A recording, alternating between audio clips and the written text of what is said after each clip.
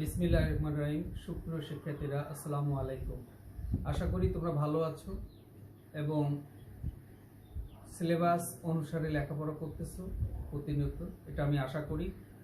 আমি আজকে তোমাদের অষ্টম শ্রেণীর গণিত বই থেকে আমি জ্যামিতি নিয়ে আলোচনা করব। তো শুরুতেই আমি তোমাদের বলি, আমাদের এবারে যে সংক্ষিপ্ত সিলেবাসটা দেওয়া হয়েছে সেখানে তোমরা দেখবা 8.8 আছে। 8.8-এর শুরুতেই কিছু সংজ্ঞা দেওয়া আছে। এই সংজ্ঞাগুলো তোমরা মুখস্থ করে নিবা। সংজ্ঞাগুলোর মধ্যে রয়েছে যেমন বর্গ কাকে বলে, রম্বস কি, ট্রাপিজিয়াম কি, ঘুড়ি কি। এই সংজ্ঞাগুলো তোমাদের মূল বইটাতে দেখবা। মূল বইয়ের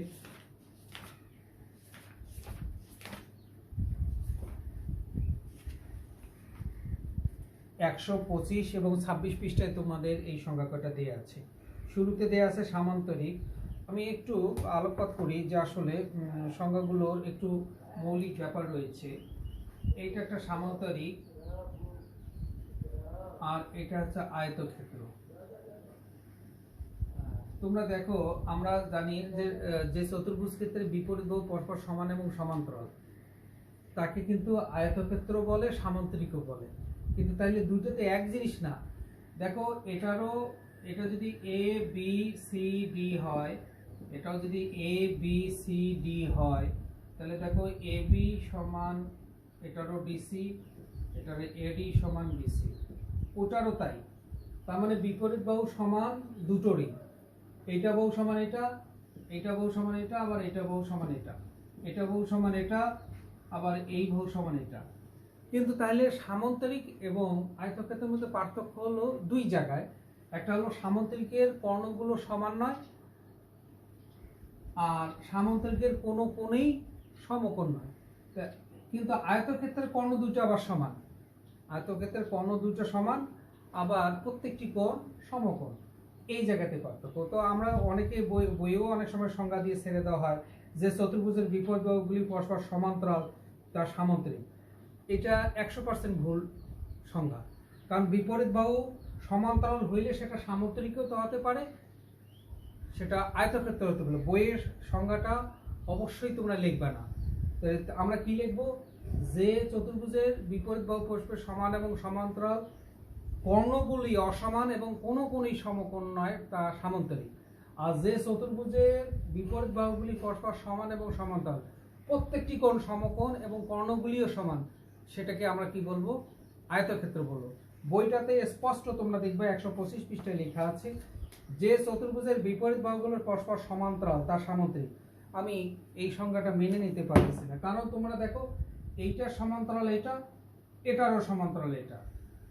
এবি সমান্তরাল ডিসি, আয়তক্ষেত্র দেখো এবি সমান্তরাল ডিসি। তাহলে তো সেটা আয়তক্ষেত্রও হইতে পারে, সামান্তরিকেরও হইতে পারে। এটা সামান্তরিক বলা যাবে না। যদি আমি বলি যে চতুর্ভুজের বিপরীত বাহুগুলি পরস্পর সমান এবং সমান্তরাল, প্রত্যেকটা কোণ সমকোণ, তাহলে তো সামান্তরিক বলা যাবে না। এই জন্য তোমরা সংজ্ঞাটা আমি আবার বলতেছি, সুন্দর করে শুনে নাও এবং লিখে নিবা। যে চতুর্ভুজের বিপরীত বাহুগুলি পরস্পর সমান এবং সমান্তরাল এবং কোনো কোণেই সমকোণ নয় এবং কর্ণগুলি অসমান, তাকে সামান্তরিক বলে। আর যে চতুর্ভুজের বিপরীত বাহুগুলি পরস্পর সমান এবং সমান্তরাল, প্রত্যেকটি কোণ সমকোণ এবং কর্ণগুলি সমান, তাকে আয়তক্ষেত্র বলে। আমি আশা করি তোমাদের বুঝাইতে সক্ষম হয়েছি। ঠিক তাই বর্গ এবং রম্বসের ক্ষেত্রেও একটু ভেজাল রয়েছে। কি ভেজাল রয়েছে? এখানে তোমাদের বই বলে দিচ্ছে যে রম্বস এমন একটি সামান্তরিক যার সন্নিহিত বাহুগুলির দৈর্ঘ্য সমান। রম্বসের বিপরীত বাহুগুলি সমান্তরাল, চারটি বাহু সমান। রম্বসের সীমাবদ্ধ ক্ষেত্রকে রম্বস ক্ষেত্র বলে। তোমরা এখানে একটু খেয়াল করো, এটা হলো রম্বস। সর্বোপরি কথা হলো এটা, আমি বর্গটা নেই, বর্গ তোমাদের পরিচিত। দেখো এ বি সি ডি একটা বর্গ, এই চারটি বাহুই সমান, বর্গের চারটি বাহু সমান। আবার রম্বসেরও চারটি বাহু সমান, এ বি সি ডি। তুমি যদি এটার ক্ষেত্রে ধরো এ বি সমান বিসি সমান সিডি সমান এডি, এখানেও তাই। কিন্তু পার্থক্য হলো বর্গের ক্ষেত্রে বর্গের প্রত্যেকটি কোণ সমকোণ, রম্বসের কোনো কোণই সমকোণ নয়। বর্গের কর্ণগুলি সমান। তুমি যদি কর্ণ টানো তাহলে সমান, কিন্তু রম্বসের কর্ণটা দেখো এমনিতে ফিগারের মধ্যে দেখা যাচ্ছে এইটা লম্বা, এসিটা লম্বা, বিডিটা ছোট। রম্বসের কর্ণগুলি কিন্তু সমান নয়। তাহলে আমরা এই ক্ষেত্রে আমরা সংজ্ঞা লেখার সময় খুব সাবধানতা অবলম্বন করব। আমরা বুঝলাম কিনা, এটাই হলো মূল জিনিস। তাহলে আমি আবারও বলতেছি, যে চতুর্ভুজের 4টি বাহু সমান, প্রত্যেকটি কোণ সমকোণ এবং কর্ণগুলি সমান, তাকে আমরা বর্গক্ষেত্র করব।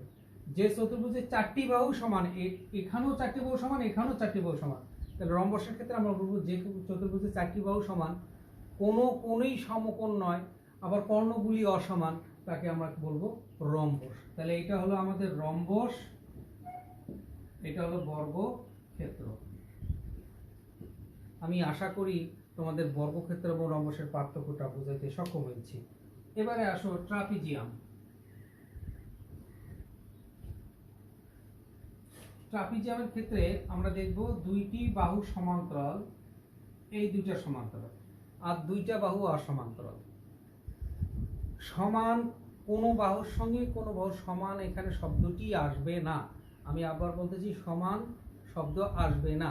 আমি বলি তাহলে যে চতুর্ভুজের, আমরা সবগুলো চতুর্ভুজ নিয়ে আলোচনা করতেছি, যে চতুর্ভুজের এক জোড়া বিপরীত বাহু সমান্তরাল, হ্যাঁ, তাকে বলা এক জোড়া বিপরীত বাহু সমান্তরাল। তার মানে বাকিটা সমান্তরাল নয়। কারণ এইটা সমান্তরাল, তুমি দেখো রেল লাইন বহের সমান্তরাল, এইটা সমান্তরাল, এইটা আমার লম্বা হতে পারে, এটা আবার খাটো, এই এরকম হতে পারে। এটা একটা ট্রাপিজিয়ামের চিত্র।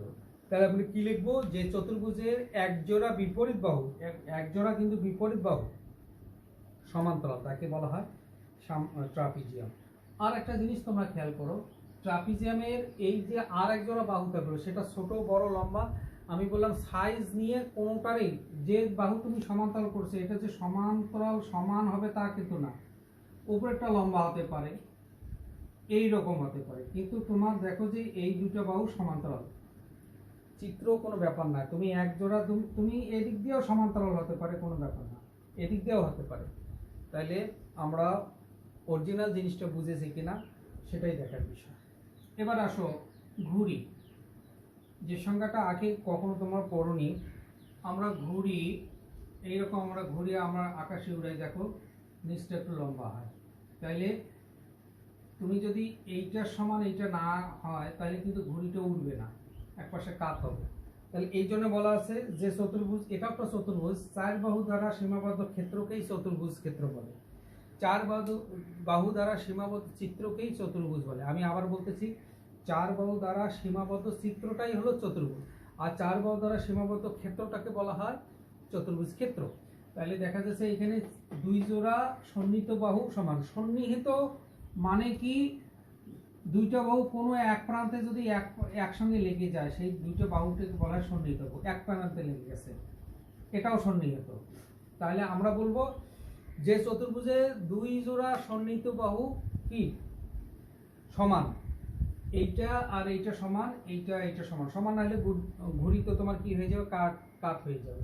তাহলে আমি আবার বলতেছি, যে চতুর্ভুজের 2 জোড়া সন্নিহিত বাহু সমান, তাকে ঘুড়ি বলে। আমি আজকে সংজ্ঞাগুলো দিলাম।